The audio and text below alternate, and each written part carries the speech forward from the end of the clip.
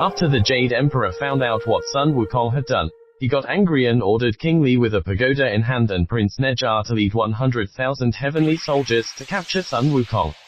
But the heavenly soldiers were not a match for Sun Wukong, and they were all defeated.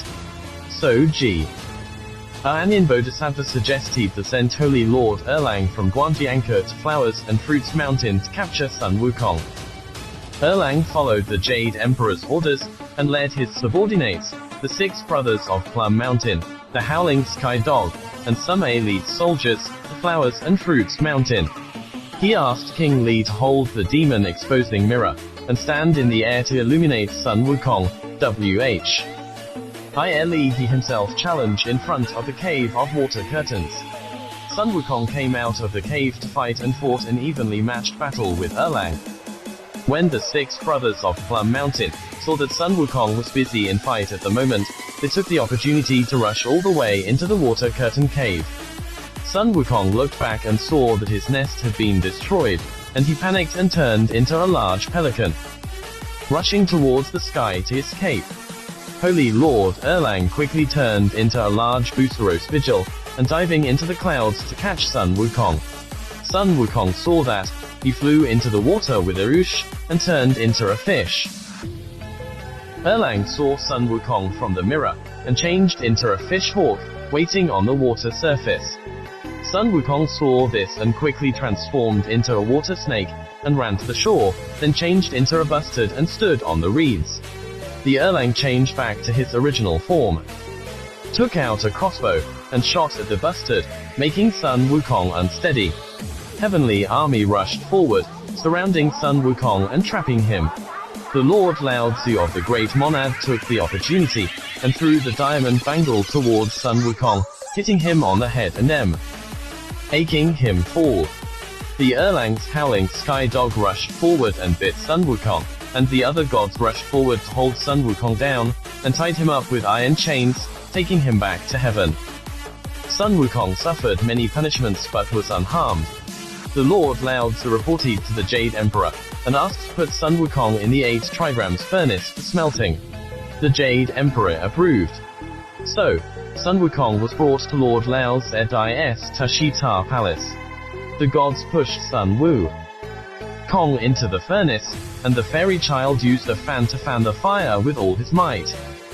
Sun Wukong jumps around in the furnace, and by chance lands on the east position, where there is only smoke, but no fire, but the smoke is very strong, so he crouches inside.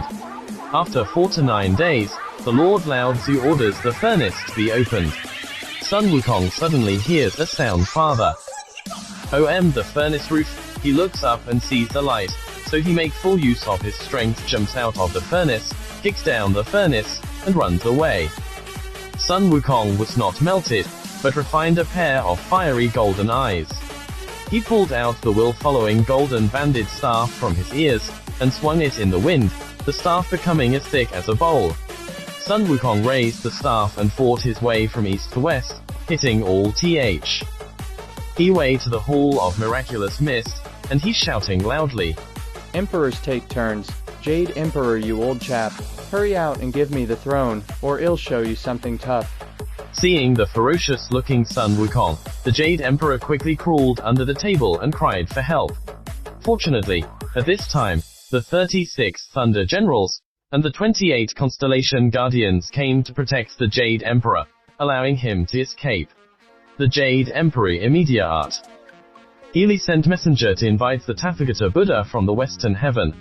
Tathagata Buddha arrived at the outside the Hall of Miraculous Mist, together with Ananda Buddha and Kasyapa Buddha. He ordered a stop to the fighting, and called for Sun Wukong to come out and see what he w. As capable of. The Buddha stretched out his hand and said, "If you have the ability to jump out my hand with one somersault, I will persuade the Jade Emperor to give you his throne." Sun Wukong, not knowing it was a trap, was happy and take back the golden banded staff in his ear. He lightly jumped, and stood in the palm of the Buddha's hand, shouting, "I'm going." With a somersault, he disappeared without a trace. Sun Wukong rode the cloud, rushing forward like flying. Suddenly, he saw 5 flesh-red pillars ahead. He thought that this must be the edge of heaven, and the pillars must be used to support the sky. In order to show Tathagata Buddha the evidence of his escape, he wrote the Griya. Sage Monkey King visits here on the middle pillar, and ran to the first pillar to urinate. Then he drove the cloud of somersaults and returned to the palm of Tathagata Buddha, saying, If you keep your word, quickly ask the Jade Emperor to move.